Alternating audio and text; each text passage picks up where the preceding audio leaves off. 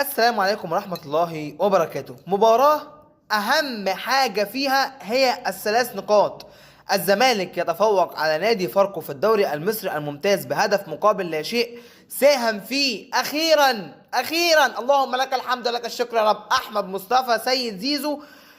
الهدف اللي سجله لاعب نادي فاركو طبعا بخطأ في مرماه عشان خاطر نادي الزمالك يوصل الى النقطة ال26، وعشان خاطر الزمالك يتخطى النادي الاهلي بعدد الاهداف لفترة بسيطة جدا. المركز الثاني فارق بينه وبين بيراميدز نقطة لحد ما الاهلي وبيراميدز يلعبوا ماتشاتهم. وانا هنا بقى عايز اقول لك على حاجه. واحد يجي يقول لي انت مالك مسودها يا عم مصطفى ليه؟ اقول لحضرتك والله يا فندم الطقم اسود والساعه سودا. الاستديو التحليلي لابس اسود في اسود، جت عليا انا ما لبست اسود. انا بحب اللون الاسود يا جماعه. فانت عارف بقى يا صاحبي وعايز ايه دلوقتي؟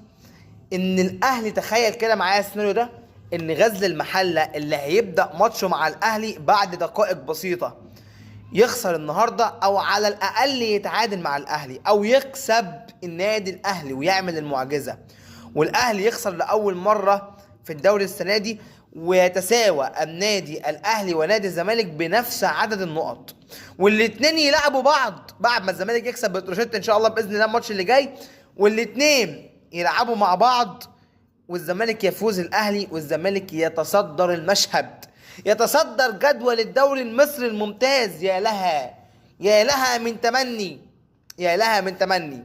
هتيجي تتكلم على الفنيات هقول لك الزمالك ما جاش. اهم حاجه في الماتش النهارده ان الزمالك كسب، لان اي ماتش الزمالك هيلعبه في الدوري السنه دي، ونفس الفكره للاهلي ونفس الفكره للبيراميدز، مباريات كؤوس، محدش بيرحم حد، كل الفرق جايه ورا بعضها.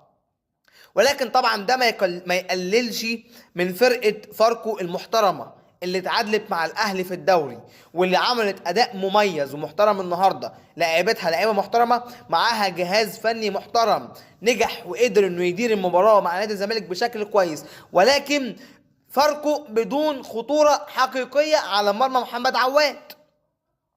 نادي الزمالك بدون خطوره حقيقيه النهارده على مرمى نادي فاركو. مفيش، ممكن تلاقي استحواذ الزمالك ولكنه من نص ملعب نادي فاركو.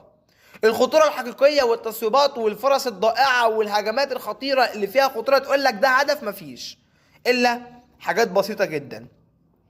فمباراه اهم شيء فيها مساهمه احمد مصطفى سيد زيزو اللي طالب من الزمالك 100 مليون جنيه في الموسم. اخيرا زيزو يلعب الكرة الثابتة بشكل متقن، حتى لو المدافع ما كانش جابها في نفسه، كان في 2 لعيبة، هي الكرة كانت ان شاء الله باذن الله هي الكرة كانت جول. الحمد لله المباراة خلصت ب3 نقاط. الزمالك خد ال3 نقاط من فاركو وجري. الزمالك المباراة القادمة ان شاء الله باذن الله تعالى عنده لقاء مع بتروجيت، اللي هو كان بيلعب الان مباراة مع نادي سموحة بنفس توقيت مباراة نادي الزمالك، اللي خسر من سموحة النهارده 1-0 بهدف حلو قوي بالمناسبه يا جماعه بتاع محمد سالم لاعب مهاجم نادي الزمالك السابق. انا بقى يا جماعه يعني بتروجيت الفتره الاخيره مش ولا بد، هو كان كسبان المصري وجه خسر النهارده. انا بصراحه بقلق من الفرق الصغيره، اللي في اخر الدوري انا بقلق منها. فربنا يستر على المباراه القادمه ونكسب ان شاء الله باذن الله. لازم لاعبي نادي الزمالك تحسن الاداء يا جماعه مع كامل احترام لفاركو. مش هو ده برضو النادي اللي يعني هو له كل التقدير والتحيه والاحترام، بس مش هو ده النادي اللي انت كزمالك تواجهه بالاداء ده.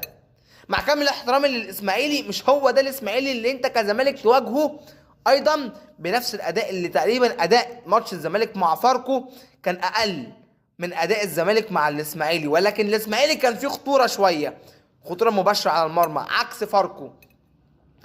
فتوتال المباراة الزمالك يفوز وينتصر ويوصل للنقطة 26 ويصعد إلى المركز الثاني مؤقتا. أكلمكم بقى في حاجة مهمة جدا. أنت لو جيت بصيت على الجهاز الفني بتاع نادي الزمالك بقيادة كريستيان جروس، والله يا جماعة أنا لما باجي أبص على الجهاز الفني ده بحس كده بإحساس غريب. يعني بشوف مش جدي، ده أبو جدي. جهاز فني كله عواجيز يا جماعه، الجهاز الفني كله عواجيز، اقل واحد فيهم معدي ال 75 سنه. انت فاهمني؟ بسم الله ما شاء الله. يعني نادي الزمالك اللي بيمرنهم اباء اجدادهم، بقياده كريستيان جروس.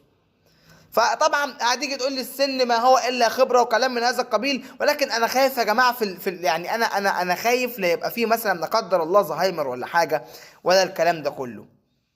ولكن بفضل الله سبحانه وتعالى الزمالك يفوز وينتصر على نادي فاركو ويوصل الى النقطة 26 عشان خاطر الزمالك يطلع الى او يصعد الى المركز الثاني قطم في انتظار مواجهة النادي الاهلي امام نادي غزل المحلة. وان شاء الله باذن الله نتمنى ان المحلة يعمل مفاجأة. هل المحلة هيعمل مفاجأة ويفوز على النادي الاهلي او على الاقل يتعادل مع النادي الاهلي؟